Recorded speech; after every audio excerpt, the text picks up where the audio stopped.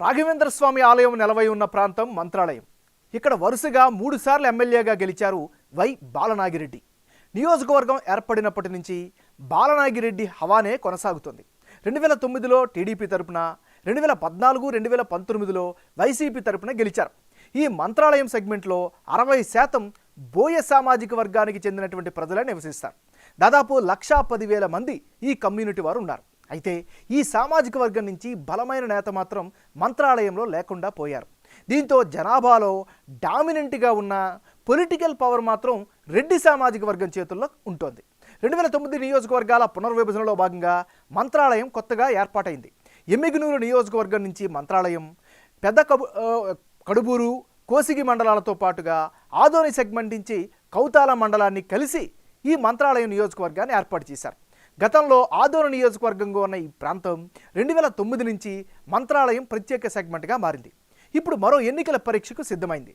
మంత్రాలయం నియోజకవర్గం ఓటర్ నాడి ఎలా ఉందో తెలుసుకునే ముందు 2019 అసెంబ్లీ ఫలితాలను ఓసారి చూద్దాం. మంత్రాలయం నియోజకవర్గంలో 2019లో బాలనాగిరెడ్డి వర్సెస్ పాలకుర్తి తిక్కారెడ్డి వీళ్ళిద్దరి మధ్య ప్రధానంగా పోటీ జరిగింది. ఆ ఎన్నికల్లో వైసీపీకి ఏకంగా 55% ఓట్లు దక్కాయి. తెలుగుదేశం పార్టీకి 40%, ఇతరులకు 5% ఓట్లు పోలయ్యాయి. అంటే 2019 ఎన్నికల్లో మంత్రాలయంలో వైసీపీ అభ్యర్థి వై బాలనాగిరెడ్డి ఘన విజయం సాధించారు. మొత్తం 55% ఓటు షేర్ సాధించారు. అటు తెలుగుదేశం పార్టీ నుంచి పోటీ చేసిన పాలకుర్తి తిక్కారెడ్డి 40% ఓట్లు రాబట్టగలిగారు.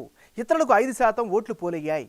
తాను గెలిచిన పార్టీ ప్రతిపక్షంలో ఉండడంతో సరైన అభివృద్ధి చేయలేకపోయానని చెప్పి 2019లో బాలనాగిరెడ్డి ప్రచారం చేసుకున్నారు. దీంతో సింపతి ఓట్లన్నీ అటువైపే పడ్డాయి. వీటితో పాటే సోదరులు ఎమ్మెల్యేలు ఎమ్మెల్సీగా ఉండడం కూడా బాలనాగిరెడ్డికి బలగం రూపంలో కలిసి వచ్చాయి.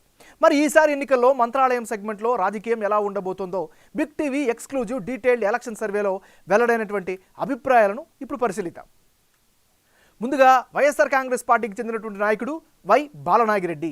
ఈయనకి ఈసారి ఎన్నికల్లో అనుకూలమైనటువంటి అంశాలేంటో పరిశీలిస్తే ఈయనకి సంబంధించినంత వరకు సెగ్మెంట్లో నాడు నేడు కింద స్కూల్స్ని అభివృద్ధి చేశారు. అది కళ్ళకి కనిపిస్తుంది. ఖచ్చితంగా ఇది ఒక పెద్ద పాజిటివ్ ఫ్యాక్టర్. మరోవైపు అందరికీ అందుబాటులో ఉంటారనేటువంటి అభిప్రాయం సర్వత్రా వ్యక్తమవుతుంది. నియోజకవర్గంలోనే స్థిర నివాసం ఉండడం కూడా ఈయనకి రాజకీయంగా కలిసి వచ్చేటటువంటి మరొక ఫ్యాక్టర్. సమస్యలకి ఎప్పటికప్పుడు పరిష్కారం చూపిస్తారు అనేటటువంటి ఒక అభిప్రాయం కూడా వ్యక్తమవుతుంది. పార్టీ పరంగా చూసుకుంటే పొలిటికల్గా కేడర్ను బాగా చూసుకోవడం ఈయనకు మరో ప్లస్ పాయింట్. మరోవైపు వైఎస్ జగన్ సర్కార్ స్కీమ్ లబ్ధిదారుల ఓట్లన్నీ కూడా ఈయనకి అదనపు ఆకర్షణగా చెప్పుకోవచ్చు. సో ఓవరాల్గా ఇది ఈయనకి సంబంధించిన ప్లస్లు అయితే, మరి వై బాలనాగిరెడ్డికి మైనస్ పాయింట్స్ ఏంటో పరిశీలిద్దాం. మంత్రాలయం సెగ్మెంట్లో దారుణంగా ఉన్నాయి రోడ్లు. ఇది ప్రధానమైనటువంటి అడ్డంకిగా చెప్పుకోవచ్చు. మరోవైపు మండలాల నుంచి గ్రామాలకు వెళ్ళడానికి నానా అవస్థలు పడాల్సినటువంటి పరిస్థితి నియోజకవర్గంలో కనిపిస్తోంది. ఇది కూడా మరో నెగిటివ్. రాఘవేంద్ర స్వామి మఠానికి వెళ్ళే రోడ్లు కూడా పూర్తిగా డ్యామేజ్ అవడంతో మరొక మైనస్గా చెప్పుకోవచ్చు. హాస్పిటల్లో సరైనటువంటి వసతులు లేకపోవడంతో నిత్యం అక్కడ ఆహాకారాలు అయితే వినిపిస్తున్నాయి. మరోవైపు సరైన సాగునీటి సౌకర్యాలు లేక నియోజకవర్గ పరంగా అందరూ కూడా ఇబ్బంది పడుతున్న పరిస్థితి. సెగ్మెంట్ వ్యాప్తంగా డ్రైనేజ్ వ్యవస్థ కూడా బాగా లేకపోవడం కూడా ఇంకొక అడ్డంకిగా చెప్పుకోవచ్చు.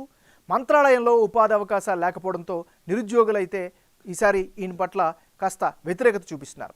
ముఖ్యంగా యువత హైదరాబాదు, బెంగళూరు, చెన్నైకి వలసలు పోతున్నటువంటి పరిస్థితి. ఇది ఈయనకి సంబంధించినంత వరకు ఉండేటటువంటి గ్రౌండ్ రియాలిటీ. తెలుగుదేశం పార్టీకి చెందినటువంటి నాయకుడు పాలకుర్తి తిక్కారెడ్డి. మరి తిక్కారెడ్డికి ఈసారి ఎన్నికల్లో అనుకూలమైనటువంటి అంశాలు ఏమిటి? టీడీపీతో మంత్రాలయంతో విడదీయనటువంటి అనుబంధం అయితే చాలా ఉంది. అది ఈయనకి కలిసి వచ్చే అంశంగా చెప్పుకోవచ్చు. గత 2 ఎన్నికల్లో ఓడిపోయారు. ఆ సానుభూతి కూడా ఈయనకి ఈసారి కలిసి వస్తుంది అనే అభిప్రాయం వ్యక్తమవుతుంది. మరోవైపు తెలుగుదేశం పార్టీ తరపున సెగ్మెంట్ ఇన్ఛార్జిగా ప్రస్తుతం బాధ్యతలు నిర్వర్తిస్తున్నారు. ఇది రాజకీయంగా కలిసి వచ్చే అంశం. ఆపదలో ఉన్న వారికి ఆర్థిక సాయాలు చేస్తారు అనేటువంటి ఒక అభిప్రాయం అయితే ఈయన పట్ల కనిపిస్తుంది. ఇది పాలకుర్తి తిక్కారెడ్డికి అనుకూలమైనటువంటి అంశాలు. మరి మైనస్ పాయింట్స్ ఏంటో కనుక పరిశీలిస్తే బోయ కమ్యూనిటీని ఆకట్టుకునే ప్రయత్నాలు ఆశించిన స్థాయిలో చేయలేదు అనేటువంటి ఒక అపవాదం అయితే వినిపిస్తుంది. మరోవైపు పబ్లిక్ సపోర్టు పెంచుకోకపోవడం కూడా మరో ప్రధానమైనటువంటి మైనస్గా చెప్పుకోవచ్చు. ఇది తిక్కారెడ్డికి సంబంధించినటువంటి ప్లస్లు మైనస్లు. జనసేన పార్టీకి సంబంధించినటువంటి నాయకుడు బి లక్ష్మణ్. మరి లక్ష్మణ్కి ఈసారి అనుకూలమైన అంశాలేంటి? జనంలో సీనియర్ నేతగా గుర్తింపు అయితే ఈయన పట్ల కనిపిస్తోంది. మరోవైపు పబ్లిక్లో అయితే మంచి ఇమేజ్ ఈయన సంపాదించుకునే పరిస్థితి. మరోవైపు బోయ కమ్యూనిటీ పూర్తి మద్దతు కూడా ఈయనకే కనిపిస్తున్నటువంటి పరిస్థితి కనిపిస్తుంది. పార్టీల కంటే వ్యక్తిగత ఇమేజ్తోనే ఈయన ఈ నియోజకవర్గంలో ప్రత్యేకమైనటువంటి గుర్తింపు సంపాదించుకున్నారు. ఇది బి లక్ష్మణ్కి సంబంధించినటువంటి అనుకూలమైనటువంటి అంశాలు. మరి ఈయనకి మైనస్ పాయింట్స్ ఏమిటి? పొత్తులో భాగంగా టిక్కెట్ దక్కే అవకాశాలు చాలా తక్కువగా ఉండడమే ఈయనకి ప్రధానమైనటువంటి నెగిటివ్గా చెప్పుకోవచ్చు. ఇది ఈయనకి సంబంధించినటువంటి ప్లస్లు మైనస్లు. రానున్న ఎన్నికల్లో మంత్రాలయం నియోజకవర్గంలో ఎవరెవరు బరిలో ఉంటే ఫలితాలు ఏ విధంగా వచ్చే అవకాశం ఉందో ఇప్పుడు పరిశీలిద్దాం. ముందుగా వై బాలనాగిరెడ్డి వర్సెస్ రాఘవేందర్ రెడ్డి, వీళ్ళిద్దరి మధ్య కనుక పోటీ జరిగితే ఆ పక్షంలో వైఎస్ఆర్ కాంగ్రెస్ పార్టీకి 48% ఓటు షేరు, అదేవిధంగా తెలుగుదేశం పార్టీకి 44% ఓట్లు, ఇతరులకు 8% ఓట్లు దక్కే ఛాన్సెస్ ఉన్నాయి. అంటే ఇప్పటికిప్పుడు ఎన్నికలు జరిగితే మంత్రాలయంలో వైసీపీ గెలిచేందుకే ఎక్కువ అవకాశాలు కనిపిస్తున్నాయి. వైసీపీ అభ్యర్థి బాలనాగిరెడ్డికి 48% ఓటు షేరు వచ్చే అవకాశాలు ఉన్నాయని బిగ్ టీవీ సర్వేలో వెల్లడైంది. అదే సమయంలో టీడీపీ అభ్యర్థి రాఘవేంద్ర రెడ్డికి 44% ఓటు షేరు వచ్చే ఛాన్సెస్ ఉన్నాయి. ఇతరులకు 8% ఓట్లు వచ్చే అవకాశాలు ఉన్నాయని బిగ్ టీవీ సర్వేలో వెల్లడైంది. బాలనాగిరెడ్డికి మంత్రాలయం సెగ్మెంట్లో జనం నుంచి బలమైన మద్దతు కనిపిస్తోంది. ఇదే కుటుంబం నుంచి బాలనాగిరెడ్డి సోదరుడు ఆదోని గుంతకల్ ఎమ్మెల్యేలుగా ఉన్నారు, మరొకరు ఎమ్మెల్సీగా ఉన్నారు. ఇంతటి స్ట్రాంగ్ సపోర్ట్ కుటుంబం నుంచి ఉంది. వీటికి ప్రజాబలం తోడవుతుంది. పార్టీ సపోర్ట్ ఎలాగా ఉండనే ఉంది. ఈ నియోజకవర్గంలో వైసీపీ మోస్ట్ ఇన్ఫ్లుయెన్స్ లీడర్గా బాలనాగిరెడ్డి కనిపిస్తున్నారు. ఆయనకి క్యాడర్ సపోర్ట్ కూడా బలంగా ఉంది. అనుచరులకు కార్యకర్తలకు అన్ని సమయాల్లో అందుబాటులో ఉండడం, వారి యోగక్షేమాలను పట్టించుకోవడం, అవసరమైనప్పుడు ఆర్థిక సహాయాలు అందించడం, ఇవన్నీ కూడా ఆయనకి కలిసి వచ్చే అంశాలుగా కనిపిస్తున్నాయి. అలాగే పార్టీ కార్యక్రమాలను కూడా సక్సెస్ఫుల్గా చేస్తూ వస్తున్నారు. గ్రౌండ్లో యాక్టివ్గా ఉంటున్నారు. ఇంటింటి ప్రచారంలో బిజీ అవుతున్నారు. మంత్రాలయం మండలంలోని రామాపురం గ్రామం బాలనాగిరెడ్డి సొంతూరు. ఇక్కడ ఆయనకి స్ట్రాంగ్ సపోర్ట్ ఉంది.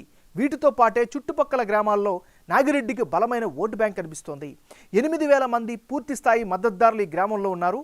ప్రత్యర్థుల ప్రచారానికి వచ్చిన ఎఫెక్ట్ చూపించని పరిస్థితి అయితే తీసుకొస్తున్నారు. మరోవైపు ఎన్నికల నాటికి పుంజుకోగలిగితే టీడీపీకి కూడా గెలుపు అవకాశాలు ఉండే ఛాన్సెస్ ఉన్నాయి. టీడీపీ నుంచి తిక్కారెడ్డి, రాఘవేంద్ర రెడ్డిలో ఎవరు పోటీ చేసే అవకాశం ఉంది? తిక్కారెడ్డి 2014, 2019లో ఓడిపోయారు. ఈసారి టికెట్ వస్తుందా రాదా అన్నది త్వరలోనే తేలనుంది. అటు మరో టీడీపీ నేత రాఘవేంద్ర బోయ కమ్యూనిటీకి చెందినవారు. ఆ సామాజిక వర్గ మద్దతు పూర్తి స్థాయిలో కూడగట్టుకునే అవకాశాలు కనిపిస్తున్నాయి. మంత్రాలయంలో ఈ కమ్యూనిటీ జనాభానే ఎక్కువగా ఉంటుంది. దీంతో వారి ఓట్లు కీలకమయ్యే ఛాన్సెస్ కూడా ఉన్నాయి.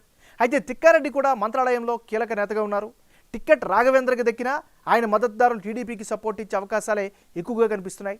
అటు జనసేనతో పొత్తుతో పోటీ చేస్తే అక్కడి అభ్యర్థి లక్ష్మణ్ కూడా టీడీపీకి సపోర్ట్ ఇచ్చే అవకాశాలు కనిపిస్తున్నాయి. లక్ష్మణ్ కూడా బోయ కమ్యూనిటీకి చెందినవారు. దీంతో ఆ సామాజిక వర్గం అంతా టీడీపీకి మద్దతు ఇచ్చే అవకాశాలు కూడా కనిపిస్తున్నాయి.